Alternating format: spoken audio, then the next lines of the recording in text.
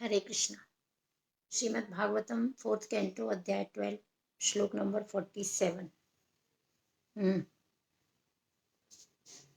महत्त्वं शतं तीर्थं स्रष्टुशिलादयो गुणः यत्र तेजस्तदिच्छूनं मानयत मनस्विनम्। जो कोई भी ध्रुव महाराज के इस आख्यान को सुनता है वो उन्हीं के समान उत्तम गुण को प्राप्त करता है। जो कोई मानता तेज या बड़प्पन चाहता है उन्हें प्राप्त करने की विधि यही है। जो विचारवान पुरुष सम्मान चाहते हैं उनके लिए उचित साधन यही है। अब जो कोई भी ध्रुव महाराज के आख्यान को सुनता है वह उन्हीं के समान गुण, हम जैसे लोगों के साथ रहते हैं वैसा ही हमारा व्यवहार हो जाता है। हम जैसे लोगों के बारे में सुनते हैं वैसा ही हमारा कार्यकलाप हो जाता है। तो ध्रुव महाराज के चरित्र के बारे में जो सुनता है वह उन्हीं के समान उत्तम गुणों को प्राप्त कर लेता है।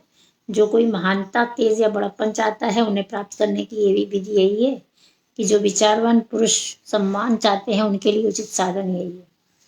अब कोई महान बनना चाहता है, कोई बड़प्पन चाहता है, कोई भगवान को प्राप्त करने की इच्छा रखता है, सम्मान चाहता है, तो उसके लिए ध्रुव महाराज का चरित्र ही सबसे उत्तम है। तात्पर्य पढ़ो बेटा।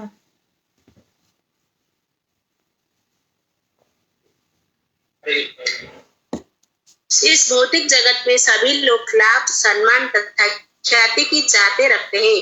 सभी सर्वोच्च सम्मानित पद चाहते हैं। सभी महान पुरुष के गुण के विषय में सुनना चाहते हैं।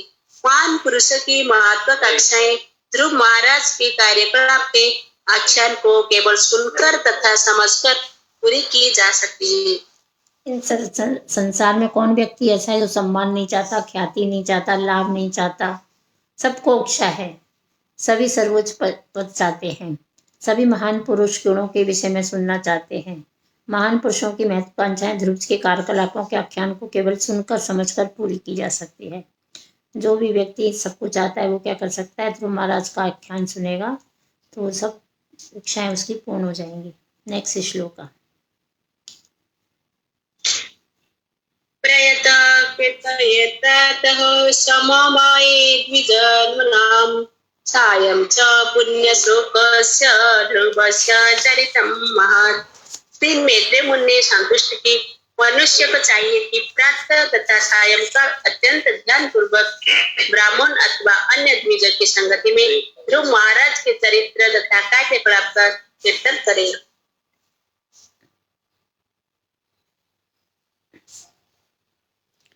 तो मैत्रेय मुनि ने कहा कि मनुष्य को चाहिए कि प्रातः काल तथा संध्या काल ध्यान पूर्वक ब्राह्मणों तथा अन्यों की संगति में ध्रुव महाराज के चरित्र के कार्यकलापों को सुने।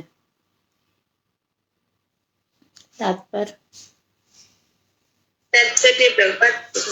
कहा जाता है कि केवल भक्तों की संगति में पूर्ण पुरुषोत्तम भगवान या अनेक भक्त के चरित्र तथा कार्यकलाप की महत्ता समझी जा सकती है। इस श्लोक में विशेष संतुष्टि की गई है कि ध्रुव महाराज के चरित्र की विवेचना यज्ञ ब्राह्मण, क्षत्रिय तथा वैश्य की समाज में की जाए। मनुष्य को चाहिए कि वो विशेषतः उन ब्राह्मण का समाज ढूंढे जो वैष्णव पद को प्राप्त है। बस कहा जाता है केवल भक्तों की संगति में ही भगवान तथा भक्तों के चरित्र और कार्यकलापों की महत्ता समझी जा सकती है। किसी शराबी के पास जाएंगे तो भगवान के बारे में बोलेगा वो तो शराब की महिमा गाएगा। तो इस श्लोक में विशेष बताया गया कि ध्रुव महाराज की चरित्र की विशेषणा किसके साथ करनी चाहिए? ब्राह्मणों के साथ, क्षत्रियों के साथ, वैश्यों के समाज में की जाए। मनुष्य को चाहिए कि उन ब्राह्मणों को खोजे जो वैष्णव पद को प्राप्त हैं। इस प्रकार श्रीमद् भागवतम की विवेचना तुरंत ही प्रभाव डालती है क्योंकि उसमें भक्तों तथा भगवान के चरित्र तथा लीलाओं का वर्णन पाया जाता है। आगे का पढ़ो।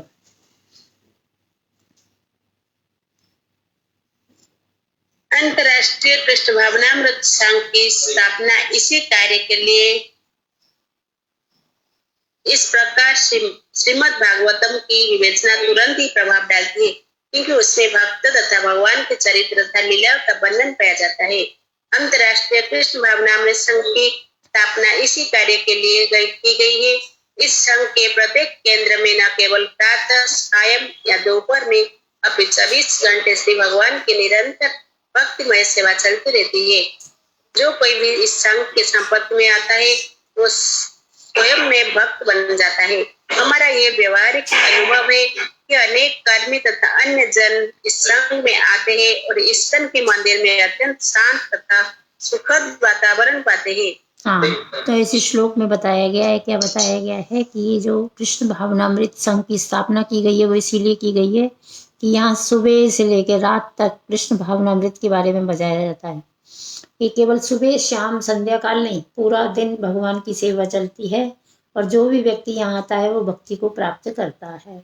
कोई आज तक ऐसा व्यक्ति कोई आया नहीं, चाहे वो नास्तिक हो, चाहे वो कोई भी कास्ट का हो, कि मंदिर में आने के बाद ये बोला कि हमारा मन नहीं लग रहा, उसको अच्छा ही लगता है। नेक्स्ट।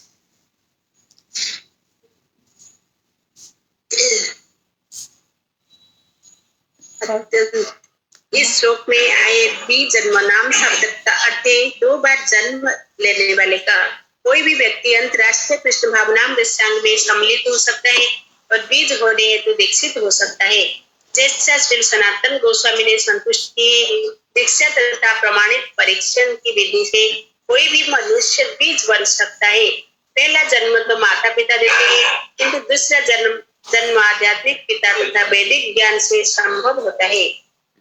जब तक मनुष्य भी जन्मा नहीं होता तब तक वो श्री भगवान तथा उनके भक्त की दिव्य विशेषताओं का नहीं समझ सकता। पहला जन्म तो माँ बाप के गर्भ से होता है, दूसरा जन्म जब हम शिक्षा और दीक्षा लेते हैं तब हमारा जन्म होता है, जिससे क्या होता है, आध्यात्मिक पिता तथा वैदिक ज्ञान से संभव होता है। जब तक मनुष्य जन्मा नहीं होता वे भगवान तथा उनके भक्तों की लीलाओं को नहीं समझ सकता। इसलिए वेदों का अध्ययन सूत्रों के लिए वर्जित है। मात्र शैक्षण उपाधियों से शूद्र आध्यात्मिक ज्ञान को नहीं समझ सकता। इस समय सारे विश्व में जो शिक्षा पद्धति है उससे शूद्र उत्पन्न हो रहे हैं, बड़ा से बड़ा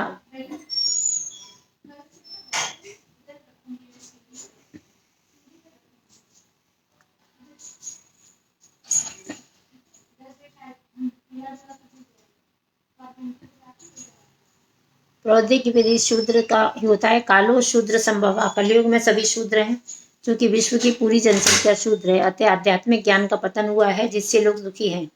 कृष्ण भावनामृत आंदोलन का सूत्रपात योग ब्राह्मण उत्पन्न करने के उद्देश्य से किया गया है, जो सारे विश्व में आध्यात्मिक ज्ञान का प्रसार कर सके, जिससे लोग सुखी रह सकें।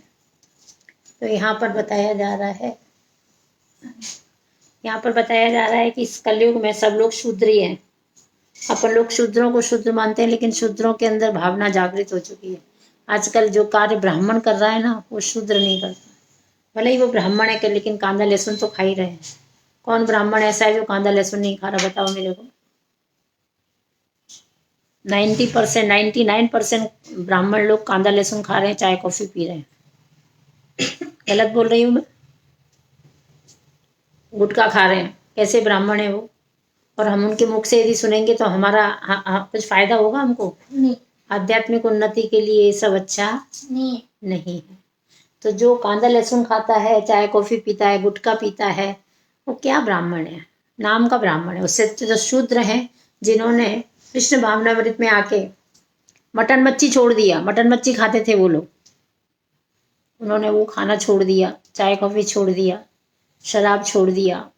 शूद्रों का तो कार्य ये था ना, शुद्ध करते थे, लेकिन वो छोड़ दिए। लेकिन आजकल के ब्राह्मण ये सब कार्य कर रहे हैं। तो ब्राह्मण श्रेष्ठ है कि शूद्र श्रेष्ठ है?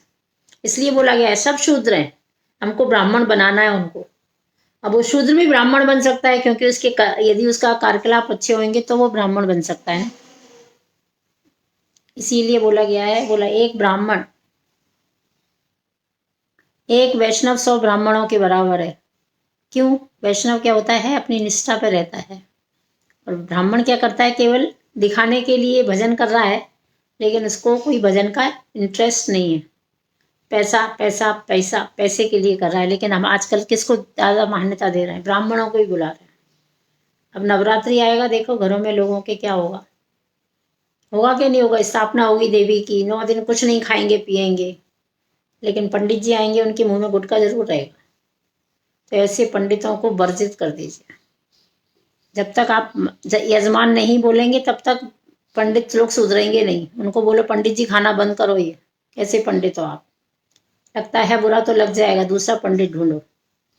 समझदार होगा तो बोल देगा। हमारी बिल्डिंग में ऊपर एक ब्राह्मण है, बड़े गर्व के साथ बोलते थे, वो पूजा पाठ का कार्य नहीं करते, रिक्शा चलाता है वो वैसे। तो एक दिन हमको बोला, मैंने कहा कैसे ब्राह्मण हो तुम, कांदा लहसुन घर में खा ही रहे हो, तुम गुटखा भरे मुंह में इतना सारा, ब्राह्मण बोलना बंद कर दो अपने आप को। तो उस दिन से उसने गुटखा खाना बंद कर दिया। अब रोज जब निकलता था मुझे मुंह बता के जाता है, मैं नहीं खाता, छोड़ दिया मैंने कहा घर में कांदा लहसुन भी बंद करा। तो ब्राह्मण कहलाओगे आप। पूजा पाठ करते हो, सुबह में उठ के शंख बजाते हो, सब कुछ करते हो, लेकिन यदि ये कार्य करते हो तो आप ब्राह्मण परिवार में जन्म लेने लायक थे ही नहीं। एक्चुअली में गलती से जन्म हो गया आपका। नेक्स्ट श्लोक पढ़िए।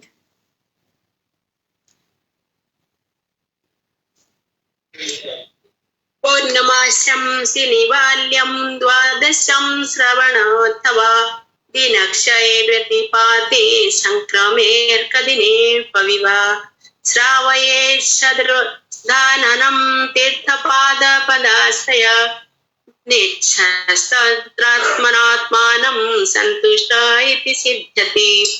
जिन व्यक्तियों ने पूर्ण रूप से श्री भगवान के चरण कमल की शरण ले रखे, उन्हें किसी प्रकार का परिश्रम के लिए बिना ही ध्रुव महाराज के इस आख्यान को सुनना चाहिए।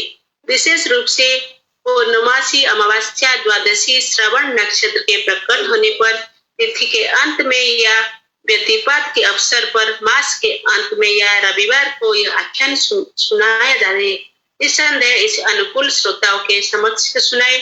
इस प्रकार बिना किसी व्यवसायिक उद्देश्य के सुनाने पर वाचक तथा श्रोता दोनों पूर्ण हो जाते हैं। यहाँ पर प्रभुपाद जी ने क्लियर लिख दिया, बिना किसी व्यवसायिक उद्देश्य के। पैसे की इच्छा नहीं होगी। पंडित जी आते हैं, कथा सुनाते हैं, कितनी दक्षिणा दोगे बोलो? होती है सत्यनारायण की कथा, दक्षिणा क्या दोगे? तो ऐसे आख्यान नहीं सुनने चाहिए। यहाँ पर बताया जा रहा है कि जिन व्यक्तियों ने भगवान के चरणों की शरण ग्रहण कर ली है, उनको बिना किसी परिश्रम के ध्रुव महाराज का चरित्र सुनना चाहिए। कब कब सुनना चाहिए? पूर्णमासी के दिन, अमावस्या के दिन, द्वादशी के दिन, श्रवण नक्षत्र के प्रकट होने पर। लेकिन भक्तों के लिए कोई दिन नहीं होता, उन्होंने लास्ट में बता दिया। संडे हो, मास का अंत हो, जब आप फ्री हो तभी ये कथा सुने और सुनाएं। और इसमें कोई व्यवसायिक उद्देश्य नहीं होना। पैसा, कथा सुनाई लाओ, पैसा दो। कितना पैसा दोगे आप सभी लोग बताओ? नहीं, हमारा ये व्यवसाय नहीं है। हमको कथा सुननी है अपने भक्ति बढ़ाने के लिए और लोगों की भक्ति बढ़ाने के लिए। तो ऐसे पंडित जो चाय कॉफी पीते हैं, गुटखा खाते हैं, ऐसे ब्राह्मणों को घर पे बुलाना बंद कीजिए और उसकी बजाय भागवतम निकाल के खुद पढ़ लीजिए, वो ज़्यादा अच्छा है, तो उद्धार हो जाएगा। ऐसा मैं नहीं बोल रही हूँ, मैं बोल रही हूँ क्या? आचार्य बोल रहे हैं।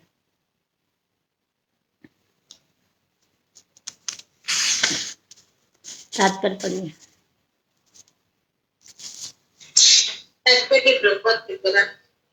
रुचि करने वाले वाचक अपने पेट के अग्नि को शांत करने हेतु धन की मांग कर सकते हैं, किंतु वे न तो कोई आध्यात्मिक प्रगति कर सकते हैं, न ही पूर्णता प्राप्त कर सकते हैं।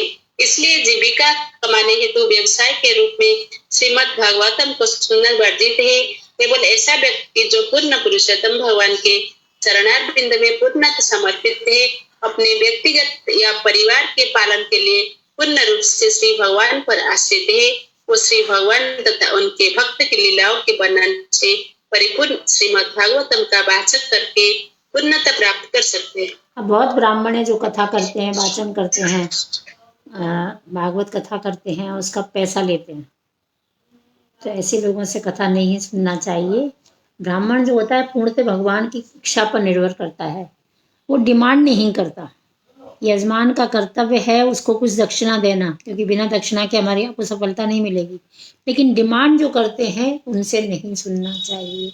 आजकल कथाकार बड़े बड़े कथा करते हैं, उनकी डिमांड होती है ना कि इतना लाख रुपया लगेगा। तो यहाँ पर हमको चेतावनी दी जा रही है कि जो ब्राह्मण होता है वो क्या करता है, भगवान के ऊपर पूर्णतः समर्पित होता है। भगवान की लीलाओं के बाद में वो अपने परिवार का खर्चा भगवान संभाल लेंगे, उसको उसकी चिंता नहीं रहती। आगे का पढ़ो बेटा। संक्षेप में ये विधि इस प्रकार है। श्रोता का भगवान संदेश में श्रद्धा होनी चाहिए और वाचक को पूर्ण पुरुषोत्तम भगवान पर पूर्ण आश्रित होना चाहिए। श्रीमद् भागवतम के कथावाचन को व्यवसाय नहीं बनना चाहिए।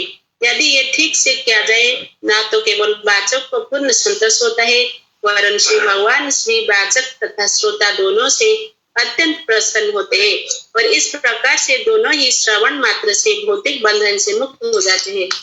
अब इसमें श्रोता जो है उसके अंदर श्रद्धा होनी चाहिए और जो वक्ता है उसको भगवान से प्रेम होना चाहिए। जब ऐसा व्यवहार होगा तो क्या होगा, वाचक और श्रोता दोनों ही परम प्रसन्न होंगे, उनको आनंद की अनुभूति होगी, नहीं तो कोई फायदा नहीं है। इस प्रकार से दोनों ही श्रवण मात्र से भवबंधन से मुक्त हो जाएंगे। लेकिन आजकल कथा करते हैं लोग किसके लिए, बाजू वाले ने की थी, मेरे सगे वाले ने की थी, दिखावे के लिए। उसने 2 लाख रुपया खर्चा किया तो मैं 5 लाख करूंगा, उसने ऐसा अरेंजमेंट किया था तो मैं वैसा करूंगा। ये दो शो ऑफ दिखावा नहीं होना चाहिए। क्या समझ में आ रहा है?